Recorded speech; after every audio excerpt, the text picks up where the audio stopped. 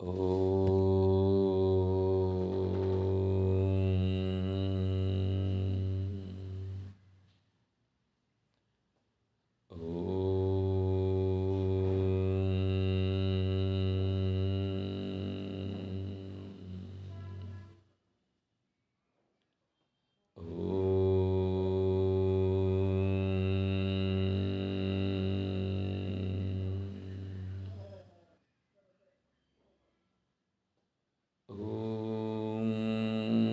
నమో బ్రహ్మాదిభ్యో బ్రహ్మ విద్యా సంప్రదాయకర్తృభ్యో వంశఋషిభ్యో మహద్భ్యో నమో గురుభ్యః. ఓం శంకారూపేణ మచ్చిత్తం పంకీకృతమభూద్యయా కిం కరీయస్య సామాయ శంకరాచార్యమాశ్రయేత్. ఓం యుక్తాహార విహారాయ వివిక్తస్థలవాసినే మలయాళయతీంద్రాయ బ్రహ్మనిష్ఠాయ తే నమః.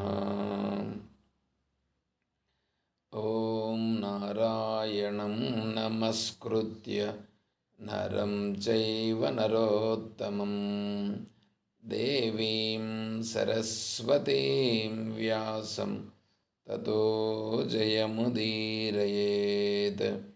ఓం సహనావవతు సహనౌ భునక్తు సహ వీర్యం కరవావహై తేజస్వినావధీతమస్తు మా విద్విషావహై. ఓం శాంతి శాంతి శాంతి. హరి ఓం తత్సత్. ఓం శ్రీ గురుభ్యో నమః. పరిపూర్ణ పరబ్రహ్మస్వరూపులకు ప్రియాత్మ బంధువులారా, ఓం శ్రీ గురుభ్యో నమః.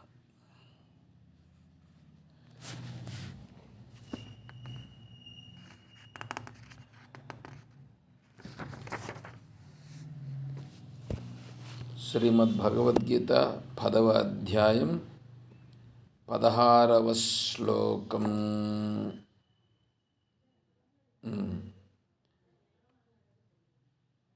16వ శ్లోకం చెప్పుకోవాలి ఇప్పుడు మనం.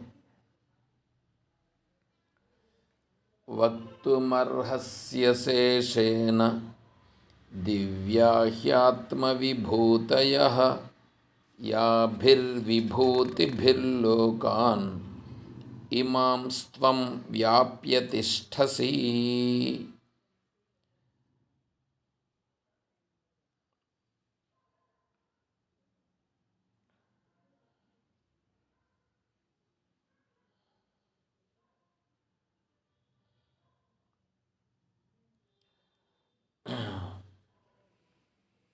అర్జునుడు శ్రీకృష్ణ పరమాత్మని ఇంతవరకు స్తుతించినారు.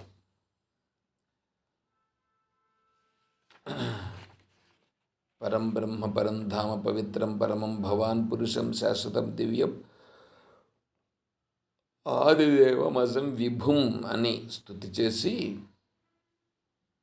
ఇప్పుడేమంటున్నానంటే, నీ గురించి నీకు తప్ప ఇంకెవరికి తెలియదు, ఎవరికి తెలియదు. నీ గురించి చెప్పాలనంటే ఎవరు చెప్పాలంటే నీవు తప్ప ఇంకెవరు చెప్పలేరు. స్వయమేవ ఆత్మనాత్మానం వేత్తత్వం పురుషోత్తమ. నీ గురించి నీకే తెలుసు, ఇంక వేరే వాళ్ళకి ఎవరికి తెలియదు. కాబట్టి నీ గురించి నాకు బాగా స్పష్టంగా తెలుసుకోవాలి. అందుకని, ఎందుకంటే జ్ఞానదీపైన భాస్వతాన్ని మీరు అన్నారు. ఇప్పుడు నీ గురించి నీకు తప్ప ఇంకెవరికి తెలీదు. ఎందుకంటే ఇంద్రియాలు, మనస్సు, బుద్ధి, చిత్తము, అహంకారము, శరీరం ఇవన్నీ కూడా ఆత్మ ఆధారముతో నిలబడున్నాయి. ఆత్మాధారంతో నిలబడున్నప్పుడు ఇవి ఆత్మని ఏం తెలుసుకోగలుగుతాయి? ఇవి ఆత్మను తెలుసుకోలేవు. కాబట్టి దేని ఆధారముతో ఇవి నిలబడున్నాయో దానిని ఇవి తెలుసుకోలేవు. ఆ స్వరూపమే నీవు. అంటే శ్రీకృష్ణ పరమాత్మను అర్జునుడు ఇది చెప్తున్నాడు. నువ్వు పరమేశ్వరుడవు. ఆ పరమేశ్వరుని యొక్క తత్వం నీకే తప్ప ఇంకెవరికి తెలియదు. కాబట్టి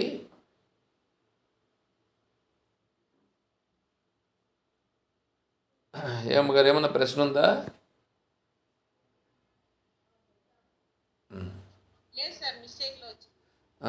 కాబట్టి నిన్ను నేను అడుగుతున్నాను. నీ గురించి నీకు తప్ప ఇంక వేరే వాళ్ళ గురికి తెలియదు.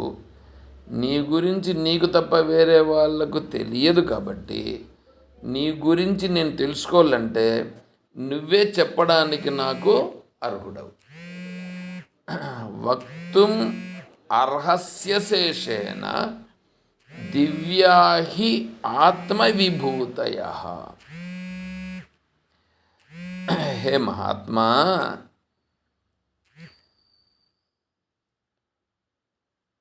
హే మహాత్మా, నేను నీ గురించి తెలుసుకోవాలని అనుకుంటున్నా, బాగా తెలుసుకోవాలని అనుకుంటున్నా. ఈ బాగా తెలుసుకోవాలని అనుకుంటున్నాను చూడండి.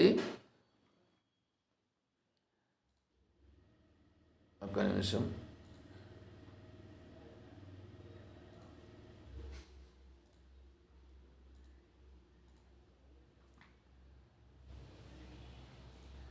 బాగా తెలుసుకోవాలని అనుకుంటున్నాను కాబట్టి నీ గురించి నీకే తెలుసు కాబట్టి నువ్వు మాత్రం చెప్తేనే అది కరెక్ట్ అవుతుంది. ఈ ఈ సకల బ్రహ్మాండము రూపంగా మాయా విశిష్ట స్వరూపంగా ఉన్నది నీవే. ఈ మాయా విశిష్ట స్వరూపంగా ఉన్నటువంటి నీవు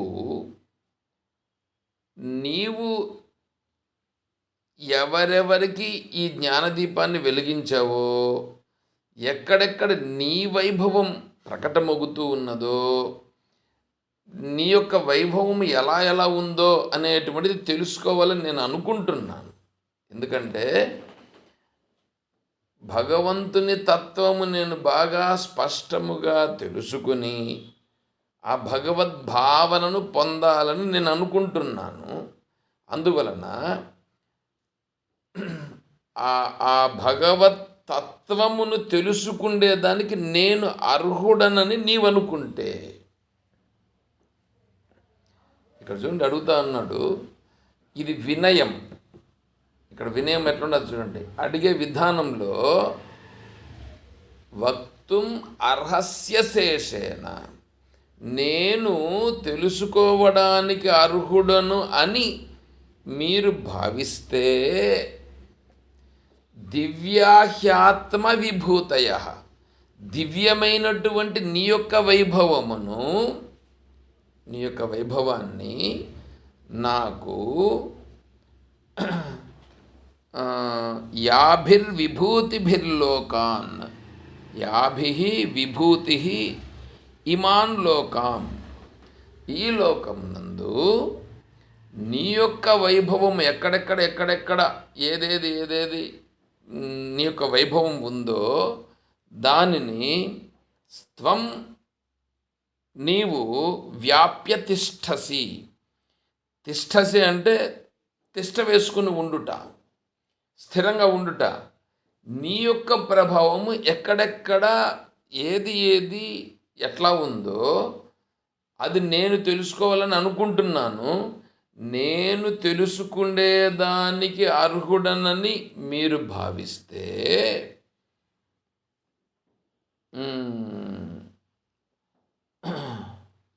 అది ఇంకా కంటిన్యూషన్. తర్వాత శ్లోకం మళ్ళా వస్తుంది చూడండి. కథం విద్యామహం యోగిం స్వాం సదా పరిచింతయన్ కేషు చ భావేషు చింత్యోసి భగవన్మయ.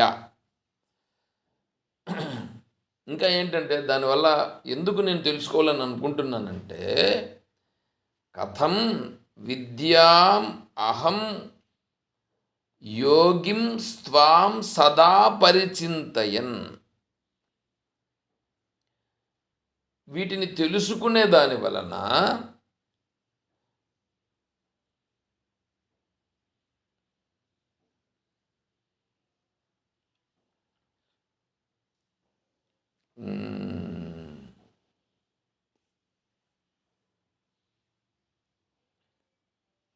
కథం విద్యాం విజానీయాం అహం హే యోగిన్, హే యోగిన్, హే హే పరమాత్మా,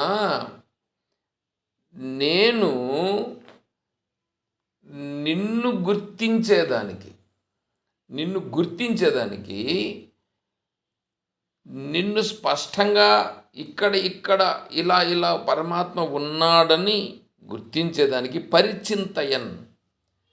చింతయన్ పరిచింతయన్. చింతయన్ అంటే చింతయామి, చింతించుట. ఇప్పుడు మనం ఒక విషయాన్ని చూసి దాన్ని ఇప్పుడు మనము ఒక కారు కొనుక్కోవాలని అనుకున్నామని అనుకోండి.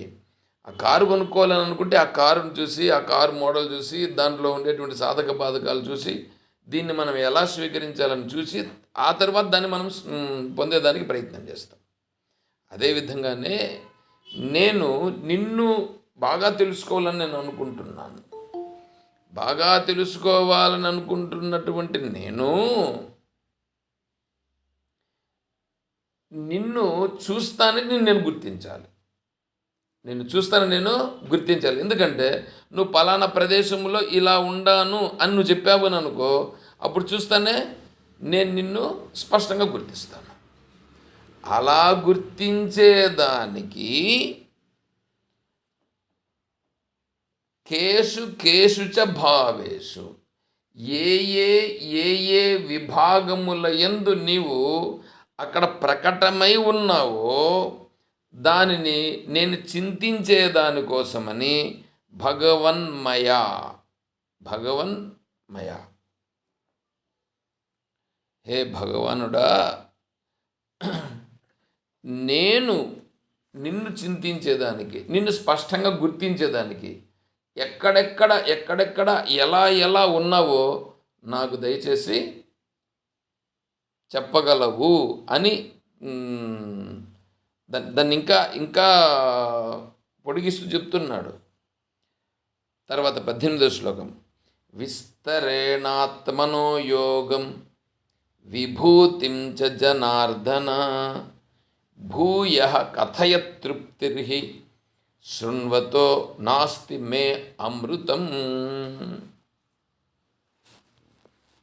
చూడండి, విస్తరేణ ఆత్మనో యోగం విభూతిం చ జనార్దన.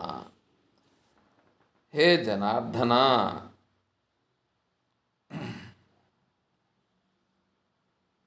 జనార్దనకి ఇక్కడ అర్థం ఇచ్చారు చూడండి. అర్ధతేహే గతి కర్మణో రూపం అసురాణం దేవ ప్రతిపక్షభూతానాం జనానాం నరకాది గమయితృత్వాత్ జనార్దనః.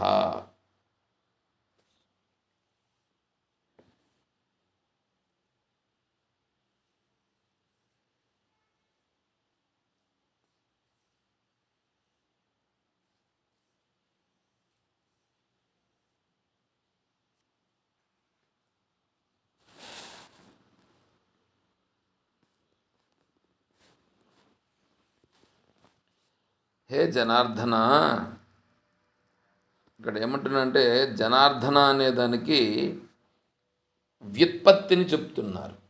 వ్యుత్పత్తి ఏమంటే అర్ధతేహే గతి కర్మణో రూపం. ఈ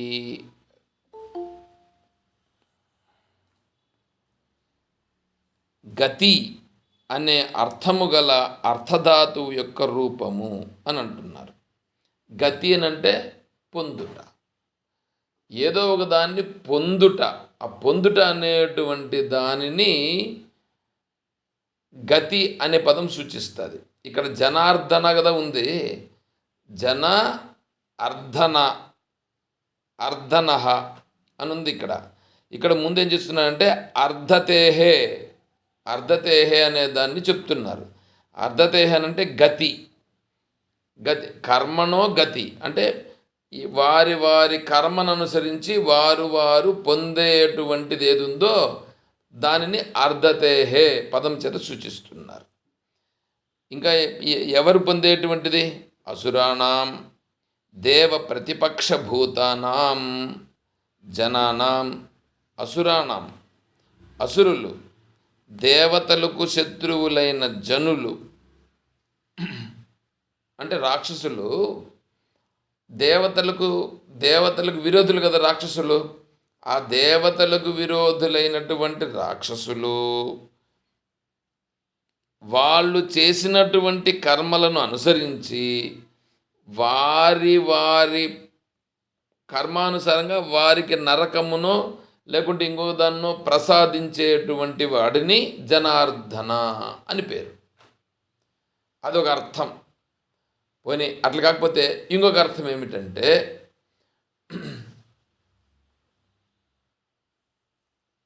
సర్వై అభ్యుదయ నిశ్రేయస పురుషార్థ ప్రయోజనం సర్వై జనై యాచ్యతే ఇతివా. అభ్యుదయ నిశ్రేయ అంటే ఇతను అభివృద్ధిని చెందాలని అనుకుంటున్నాడు. ఎవరైనా సరే ఇతను అభివృద్ధిని చెందాలని అనుకొని నిశ్రేయస్సును పొందాలని కూడా అనుకుంటున్నాడు. అంటే అభ్యుదయాన్ని పొందాలన్నా అంటే వాడు ఏదేది కోరుకుంటే అది అది పొందితే అతను ఏదో పొందినవాడుగా వాడు ఫీల్ అవుతాడు. అలా పొందాలనుకుంటే వాడు ప్రార్థన చేస్తాడు. అలా ప్రార్థన చేస్తే వాడి కోరికలను నెరవేర్చేటువంటి వాడు ఒకటోది. అంతేకాకుండా మోక్షమును కూడా ఇచ్చేటువంటి వాడు. మోక్షమును కూడా ఇచ్చేటువంటి వాడు అంటే మోక్షమును ఇచ్చుట అనేది జరగదు. మోక్షమును పొందే మార్గంలో అతన్ని ప్రవేశపెట్టేటట్లుగా చేసేటువంటి వాడు. అంటే మోక్షాన్ని కోరుతున్నాడు ఇతను మోక్షాన్ని కోరితే డైరెక్ట్గా అతను మోక్షాన్ని ఇవ్వడు, కానీ మోక్షమును పొందగలిగేటట్లుగా అతని బుద్ధిని ఆ మార్గంలో ప్రవేశపెడతాడు. అంటే ఆ బుద్ధిని ఆ మార్గంలో ప్రవేశపెడితే ఏమవుతుంది? ఇతను ఆ మార్గంలో వెళ్ళి మోక్షాన్ని పొందుతాడు. కాబట్టి ఇతను కోరికలు ఏముంటే ఆ కోరికలు కోరితే కోరికలను అనుగ్రహించేటువంటి వాడు. అంతేకాకుండా మోక్షమును కూడా అనుగ్రహించేటువంటి వాడు. అలా అనుగ్రహించేటువంటి వాడు ఎవరెవరికి?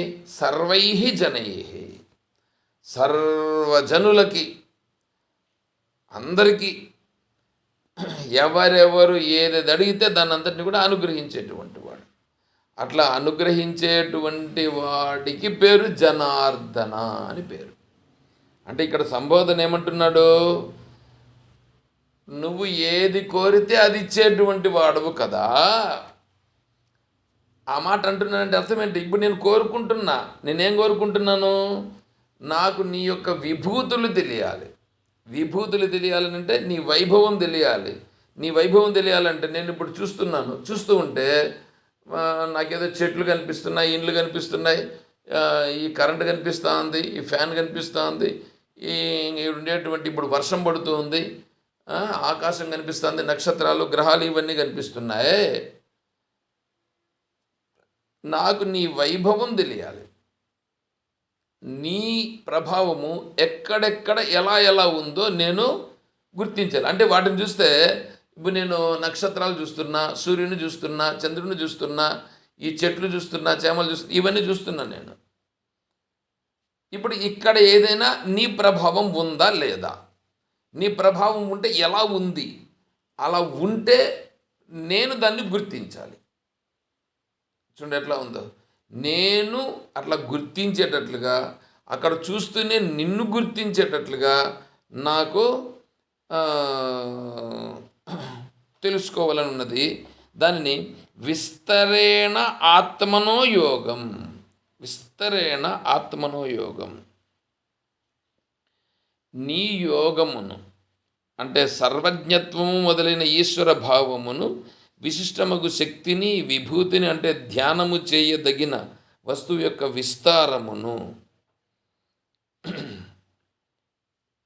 యోగం, విభూతిం, చూడండి అవి రెండింటినీ చెప్తున్నాడు.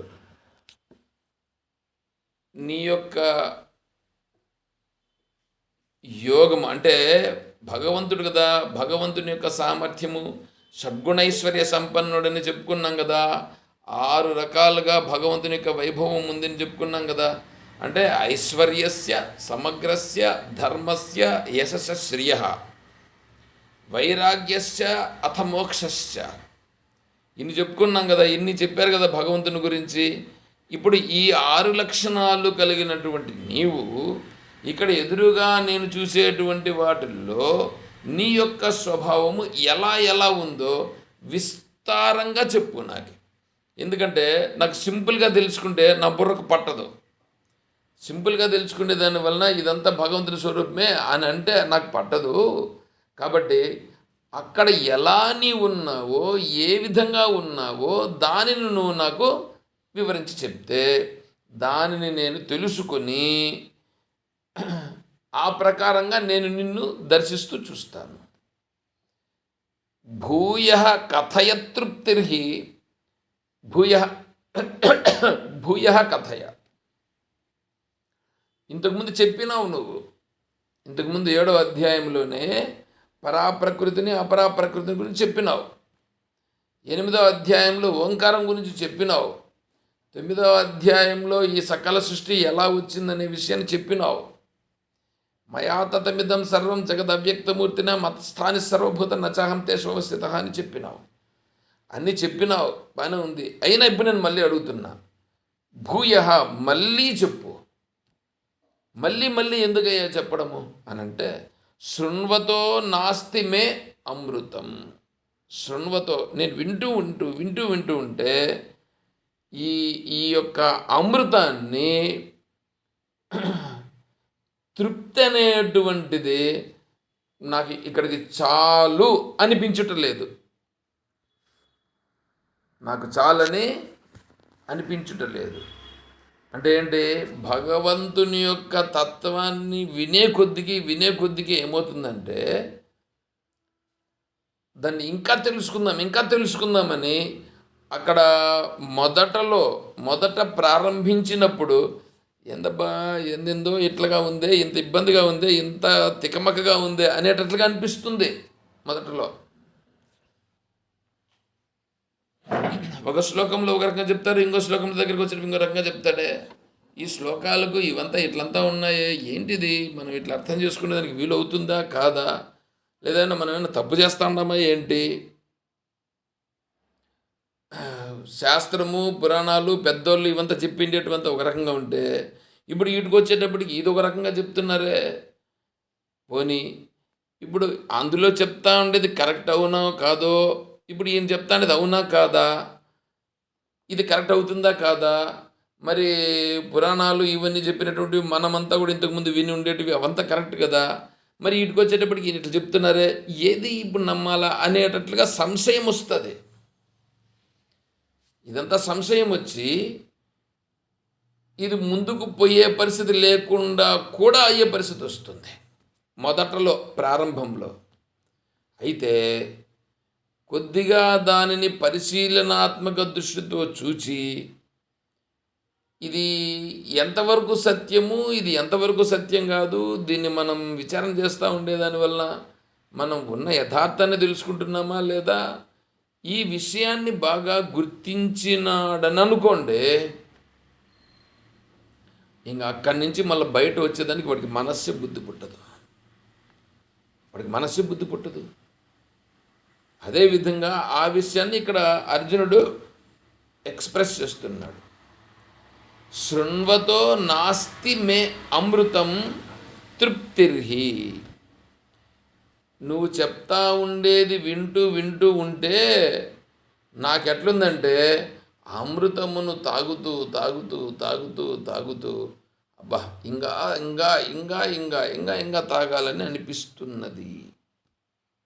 కాబట్టి నాకు దయచేసి నీ యొక్క తత్వాన్ని విస్తారముగా చెప్పుము.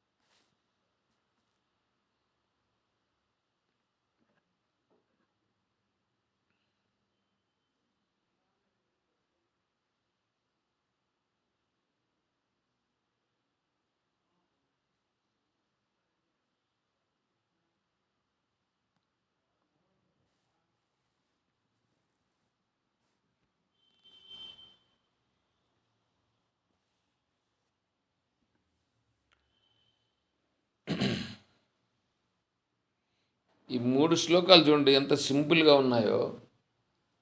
3 శ్లోకాలు సింపుల్గా ఉన్నాయి, కానీ ఇక్కడ అర్జునుని యొక్క వినయం ఒకటి తెలుస్తూ ఉంది. ఒకటి. రెండవది ఏంటంటే, అర్జునులాగా మనం కూడా ఇలా అడగాలనేటువంటిది ఒక అంశం. రెండవది, అక్కడ భగవంతుని తత్వమును గుర్తించుట. భగవంతుని తత్వమును గుర్తించాలంటే భగవంతుని తత్వము ఎక్కడెక్కడ ఎలా ఎలా ప్రకటమగుచున్నదో దానిని నాకు చెప్తే నేను కరెక్ట్గా గుర్తించి నేను నిన్ను పట్టుకునేదానికి అవకాశం ఉంటుంది. ఎందుకంటే మన మనస్సులు విషయాలపైన పొయ్యి పొయ్యి పొయ్యి బాగా అలవాటైపోయి ఉంటుంది. అట్లా విషయాలపైన వెళ్ళినటువంటి నా మనస్సుని నీ దగ్గరికి తీసుకొచ్చి నీ తత్వాన్ని పట్టుకోవాలని నేను అనుకుంటున్నాను. పైగా నీ తత్వాన్ని వింటూ ఉంటే నాకు తృప్తి తీరడం లేదు. అందుకని నేను చూసినప్పుడంతా ప్రతి ఒక్క దాంట్లోనూ నువ్వు ఎలా ఉండవో చెప్తే అక్కడ చూసి ఇదంతా భగవంతుని వైభవమే, ఇది భగవంతుని వైభవమే అని నేను అందులో మునిగేదానికి ప్రయత్నం చేస్తాను. అందులో మునిగిపోతాను. అంటే నీకు చాలా దగ్గరికి వచ్చే ప్రయత్నం నేను చేయాలని అనుకుంటున్నాను. అది నాకు విస్తారంగా చెప్పుము అని అడుగుతున్నాడు అర్జునుడు.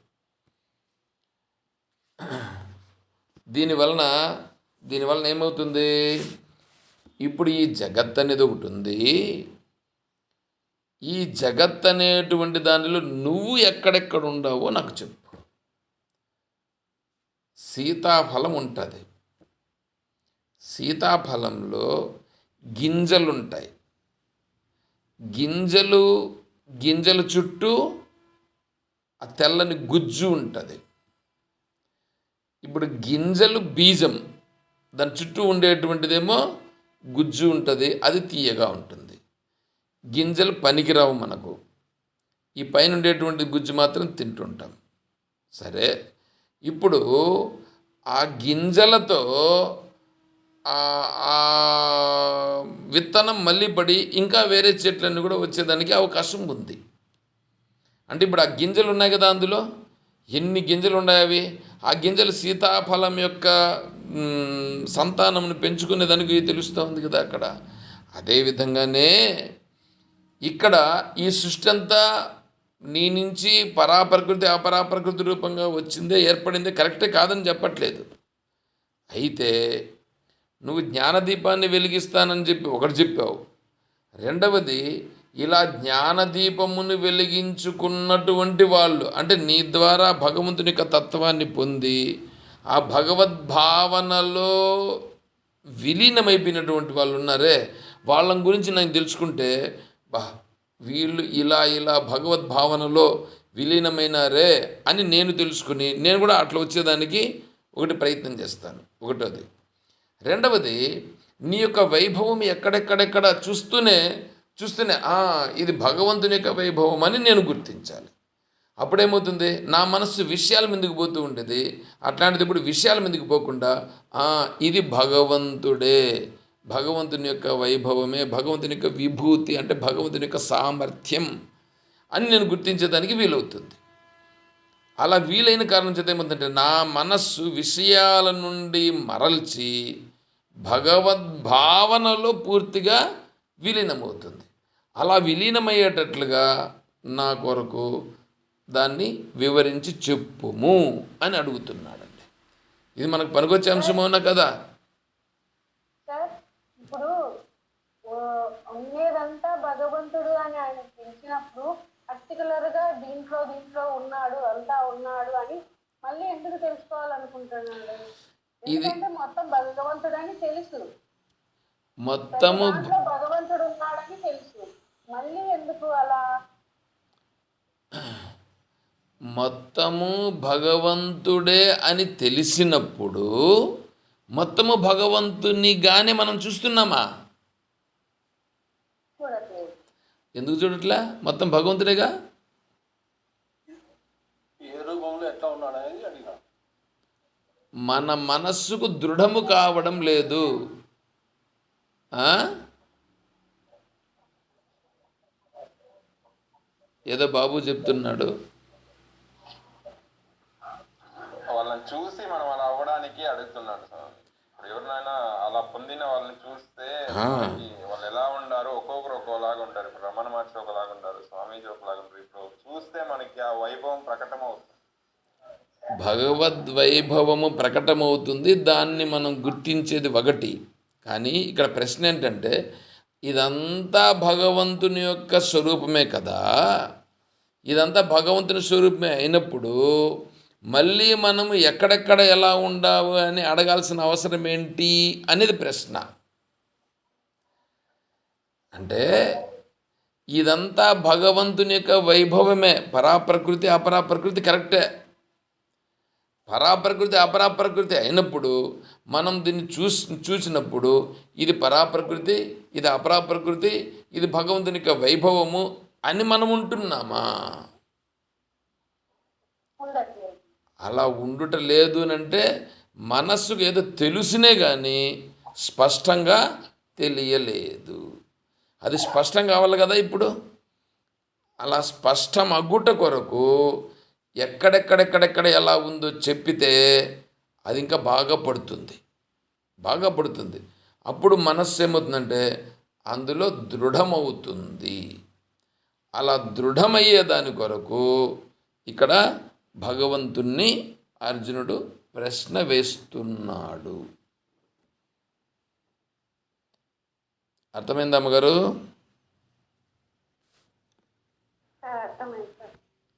అందుకు ఎక్కడెక్కడ అనడమే క్వశ్చన్ రాంగ్ కదండి సార్. మళ్ళీ అవును, పర్టికులర్ గా ఒక చోట ఉన్నాడని కాదు కదా. అవును, ఎక్కడెక్కడ అని అడగాల్సిన అవసరము లేదు. కానీ అంత వివేకము కలిగినటువంటి వాడికి అవసరం లేదు. వివేకము లేని వాడికి మర్చిపోతున్నాడు కదా. ఇప్పుడు మనం విన్నంతసేపు బాగుంది భగవంతుని తత్వం అంతా భగవంతుని తత్వమే అని అనుకుంటాం. కానీ బయట వచ్చిన తర్వాత విషయాల్లోకి పడిన తర్వాత అక్కడ ఏమైపోతున్నామంటే ఆ భగవద్భావనలో ఉండకుండా జారిపోతున్నాం. అలా జారిపోతున్నామంటే అప్పుడు అక్కడ ఉన్నటువంటిది భగవంతుడే కదా. అక్కడ భగవంతుని యొక్క స్వరూపమే ఉందిగా, ప్రకటమవుతూ ఉందిగా. అయినా మనం అక్కడ గుర్తించకుండా మనం ఏమైపోతున్నామంటే మనం పతనం అవుతున్నాం. అలా పతనం కాకుండా ఉండుట ఒకటి. ఇంకా ఇది వివేకవంతుల విషయములోనే అలా ఉన్నప్పుడు ఇంకా అజ్ఞానులుగా ఉండేటువంటి వాళ్ళు ఎవరైతే ఉన్నారో అలా అజ్ఞానులుగా ఉండేవాళ్ళు కూడా నిన్ను గుర్తించి నిన్ను పట్టుకొని నీ దగ్గరికి వచ్చే ప్రయత్నం చేయుట కొరకు ఎక్కడెక్కడ ఉన్నావో చెప్తే అవన్నీ కూడా బాగా స్పష్టంగా గుర్తించి ఇంకా బాగా పట్టుకునే దానికి అజ్ఞానులుగా ఉండేవాళ్ళు బాగా తొందరగా నీ యొక్క తత్వాన్ని తెలుసుకుని ముందుకు వచ్చేదానికి వీలవుతుంది అనే దృష్టితో అడగడం. శాస్త్రము ఒకడినే ఉద్దేశించి ఉండదు. ఎప్పుడు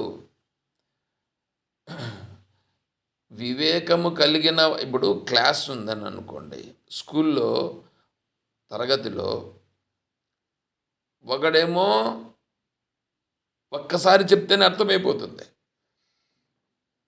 వాడు మంచి ర్యాంకులు కూడా వచ్చే పరిస్థితి ఉంటుంది. ఇంకొంతమంది ఏమో 4-5 సార్లు చెప్పాల్సి వస్తుంది. ఇంకొంతమందికి 4-5 సార్లు చెప్పినా అర్థం కాదు, వాడికి మళ్ళీ 10 సార్లు చదివితే కూడా అర్థం కాదు. అట్లా ఉంటుంది. ఇప్పుడు ఏం చేయాలి భగవంతుడు? ఒకరినే ఉద్దేశించి చెప్తే సరిపోతుంది ఎంతసేపు అయినా. మిగతా వాళ్ళను కూడా దృష్టిలో పెట్టుకొని వాళ్ళను కూడా ఎలా ఈ మార్గంలోకి రప్పించాలనో అలా రప్పించే దానికోసం గాను మార్గాన్ని ఇక్కడ చూడడం జరుగుతుంది. ఆ దృష్టితో వివేకవంతుడు కానివాడు, పరిపక్వం లేకుండా ఉండేటువంటి వాడు కూడా ఆ భగవంతుని యొక్క తత్వాన్ని ఇలా పట్టుకొని ముందుకు వెళ్ళట అనేటువంటిది ఒకటి. రెండవది, వివేకం కలిగిన వాడు కూడా వేరే వాళ్ళు ఒక్కొక్కరు ఒక్కొక్క విధంగా వ్యవహారం చేస్తుంటారు. అలా వ్యవహారం చేసి ఇప్పుడు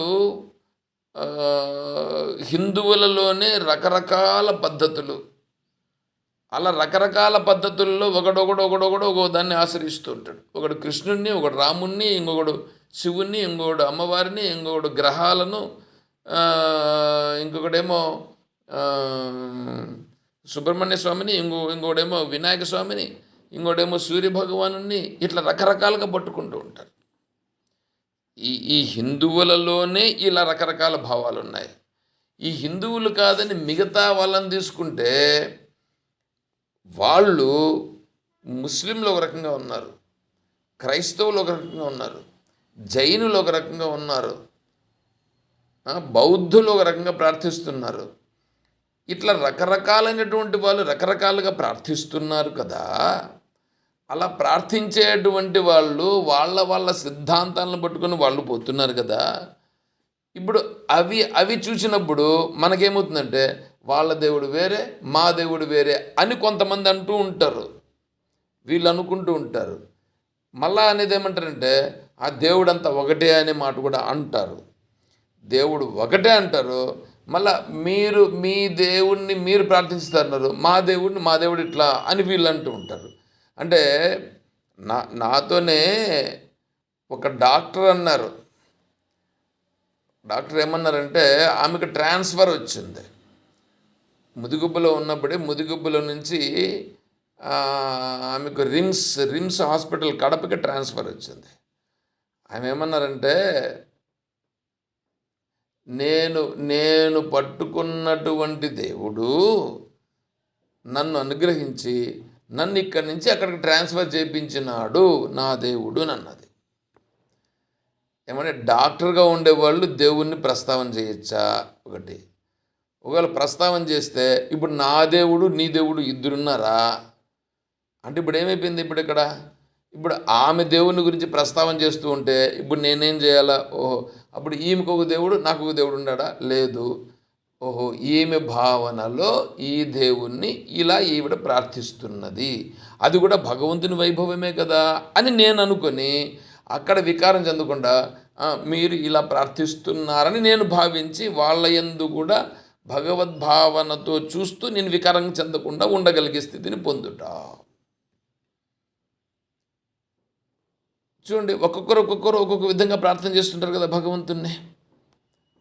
అలా ప్రార్థన చేస్తున్నప్పుడు మన భావనలో వాళ్ళపైన ఒక విధంగా ఉంటుందా ఉండదా?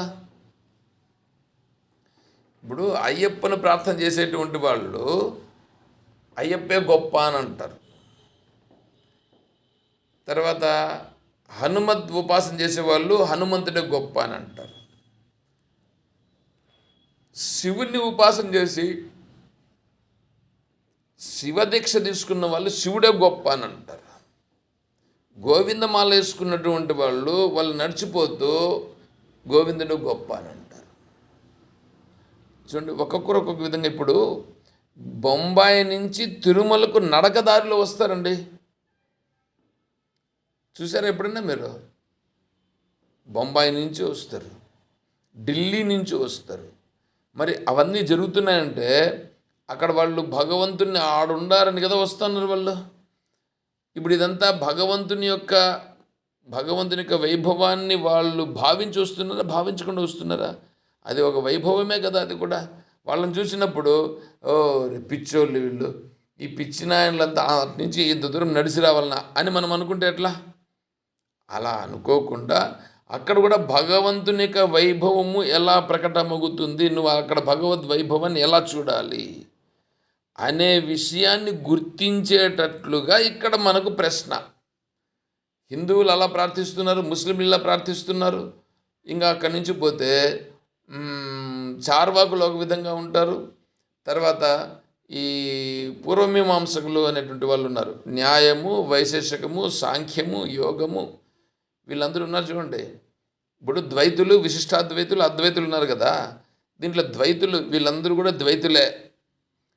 ఇప్పుడు న్యాయకారుడు వాళ్ళు ఒక రకంగా భగవంతుని ప్రార్థిస్తారు, వాడు చెప్పిన విధానంగా ఇంకొకటి చెప్పడు. వైశేషికుడు ఒక విధంగా చెప్తాడు, వాడు చెప్పినట్లు ఇంకొకటి చెప్పడు. తర్వాత యోగులుగా ఉండేటువంటి వాళ్ళు భగవంతుని ఒక రకంగా చెప్తారు. తర్వాత సాంఖ్యులు ఒక రకంగా భగవంతుని చెప్తారు. తర్వాత యజ్ఞం చేసేటువంటి వాళ్ళు భగవంతుని ఒక విధంగా చెప్తారు.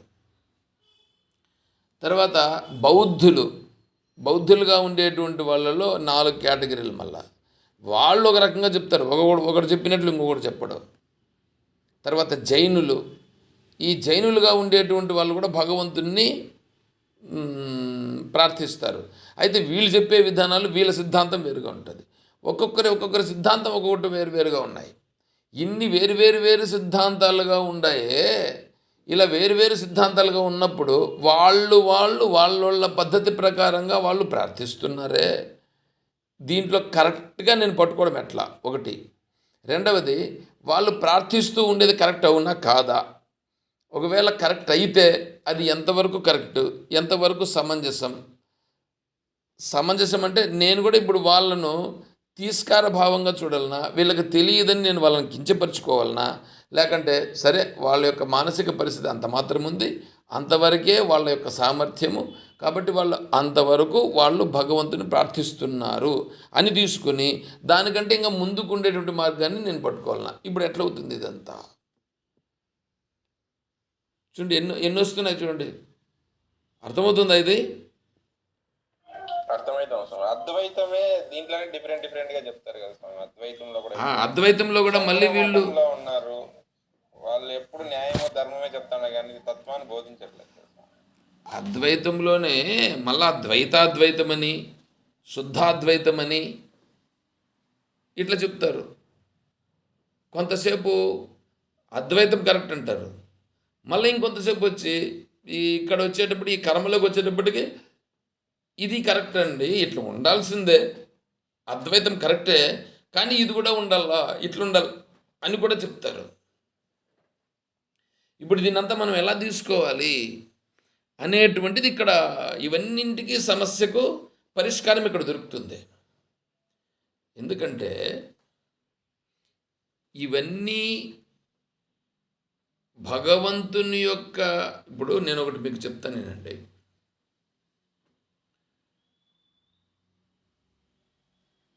రెండవ తరగతిలో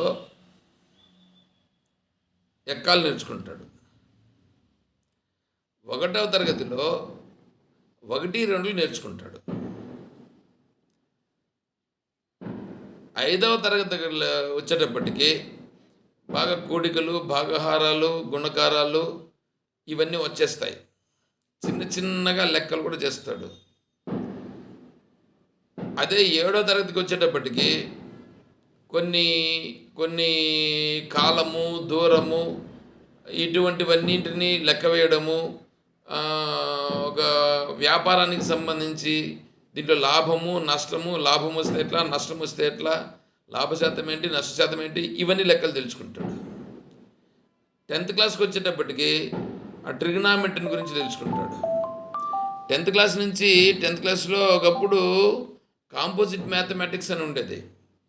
అంటే లెక్కలలోనే నీకు sine theta, cos theta, cosecant theta ఇటువంటివన్నీ ఉండేటివి. అంటే దానిని గురించి కూడా 10th లోనే వాడికి ఒక ఐడియా వచ్చేది. తర్వాత ఇంటర్మీడియట్లోకి వెళ్ళిన తర్వాత ఇంటర్మీడియట్లో మ్యాథమెటిక్స్లో ఒక స్టేజ్ వస్తుంది, తర్వాత డిగ్రీలో ఒక స్టేజ్ వస్తుంది, తర్వాత పీజీలో ఒక స్టేజ్ వస్తుంది మ్యాథమెటిక్స్లోనే. అంటే ఇప్పుడు తర్వాత ఇంజనీరింగ్ చేస్తాడు. ఇప్పుడు చెప్పండి, ఇంజనీరింగ్ చేసిండేటువంటి వాడికి మ్యాథమెటిక్స్ తెలుసునా తెలీదా? తెలుసు. ఇప్పుడు 2వ తరగతిలో ఉండే పిల్లవాడికి లెక్కలు తెలుసునా తెలీదా? 10వ తరగతిలో ఉండేవాడి యొక్క లెక్కలు తెలుసునా తెలీదా? ఇప్పుడు అందరూ ఇప్పుడు 1వ తరగతి మొదలు పెట్టుకొని 1, 2లతో మొదలుపెట్టి వీడు 1, 2 నేర్చుకుంటాడు కదా. వాడిని చూడండి, నాకు 1, 2 100 వరకు వచ్చు అంటాడు వాడు.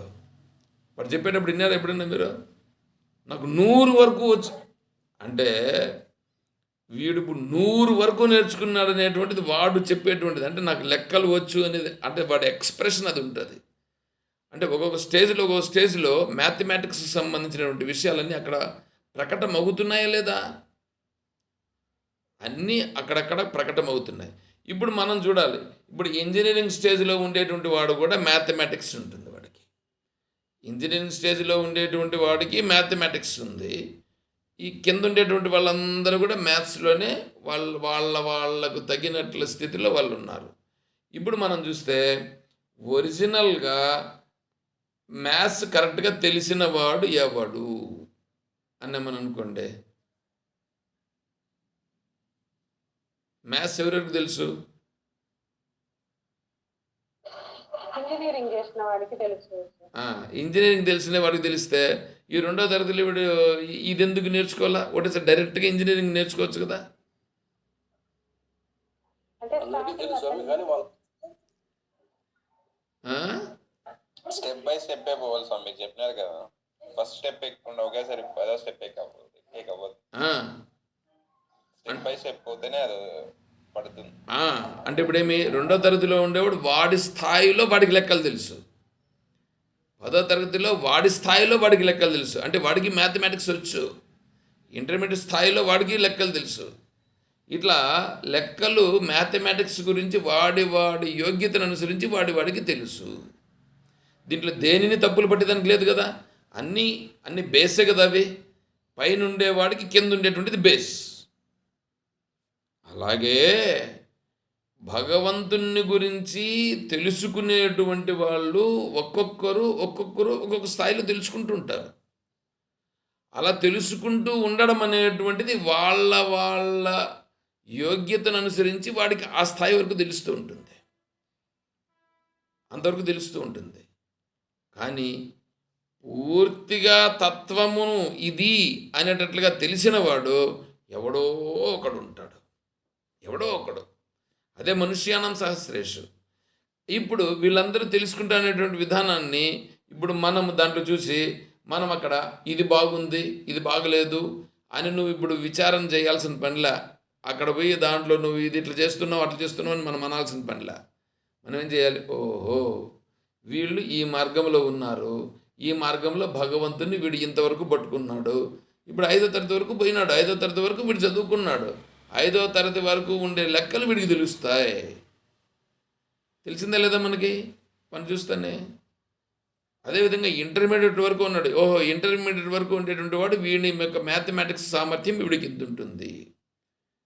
అదే డిగ్రీలో ఉండేవాని సామర్థ్యం ఎంత ఉంది, పీజీలో ఉండేవాని సామర్థ్యం ఎంత ఉంది అని ఎవరికి తెలుస్తుంది? పైన ఉండేటువంటి వాడికంటే పైన ఉండేవాడికి కింద ఉండేది తెలుస్తూ వస్తుంది.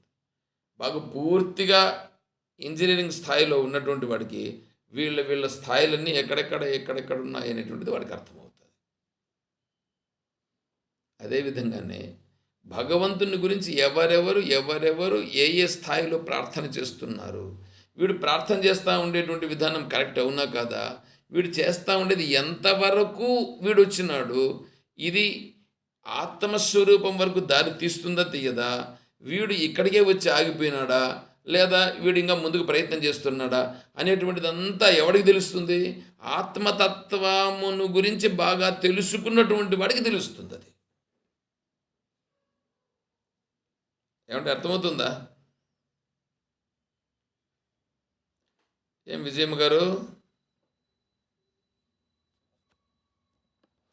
అర్థమవుతాను సార్. అర్థమవుతూ ఉందా? అర్థమైంది లేదు సార్, పూర్తిగా అర్థమైంది సార్. కాబట్టి ఈ ద్వైతులు, విశిష్టాద్వైతులు, ఇప్పుడు చూడండి, లోకంలో అంతా నడుస్తూ ఉండేది ద్వైతమే నడుస్తూ ఉంది. పేరుకు అద్వైతం అని పేరే కానీ అద్వైతం అనేది ఎక్కడా లేదండి. పేరుకు అద్వైతం పెట్టుకుంటారు అంతే, అద్వైతం అనేది ఎక్కడా లేదు. అద్వైతము దొరకాలనంటే నువ్వు తపస్సు చేస్తే కానీ దొరకదు. నువ్వు బాగా పరిశీలన చేసి లోతుగా వెళితే కానీ నీకు అద్వైతం దొరకదు. అంత అంత ఏమైపోయింది అది, అదేందో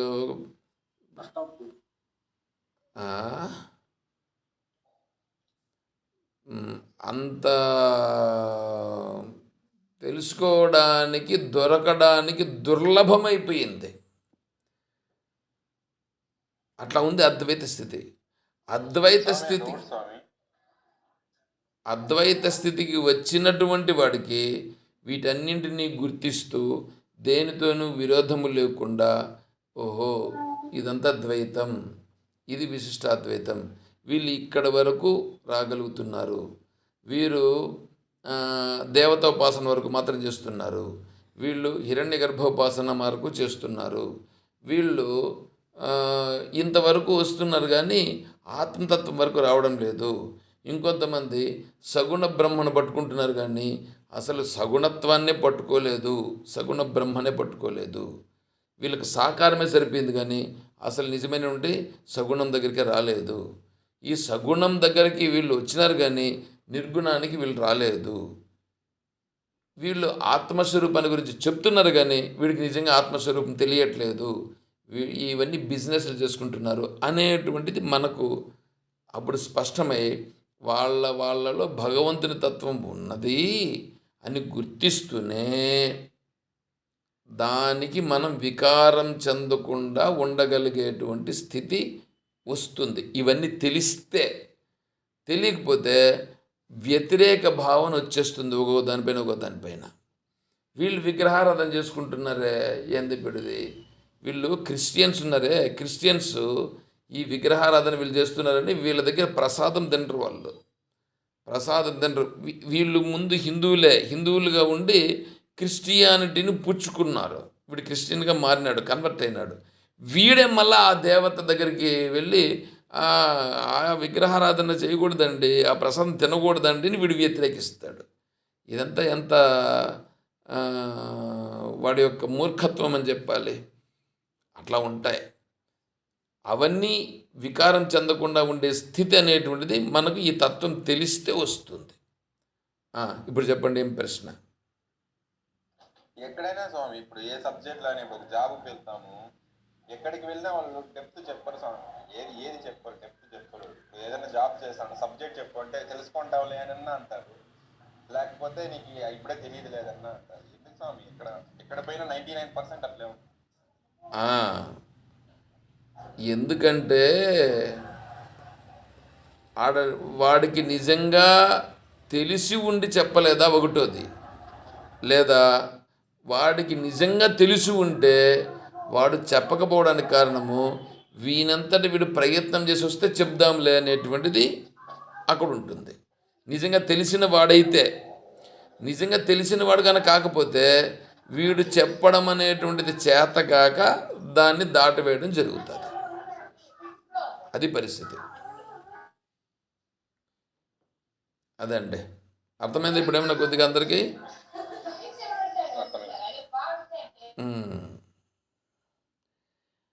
ఇవి ఈ విధంగా అర్జునుడు ప్రశ్న వేయగా దానికి సమాధానంగా భగవంతుడు తర్వాత చెప్పడం మొదలు పెడుతున్నాడు. దాన్ని మనం రేపు మన్నాడు, రేపు ఆదివారం కదా, రేపు ఆదివారం కాబట్టి రేపు జ్ఞానయోగంలో 19-20 శ్లోకాలు ఇచ్చి ఉన్నాం. 19-20 2 శ్లోకాలు, ఆ రెండింటిపైన రేపు చర్చించుకుందాం. సరే, తిరిగి సోమవారం రోజు ఈ భగవంతుడు ఏం చెప్తాడనే విషయంతో మనం మళ్ళీ కలుసుకుందాం. ఓ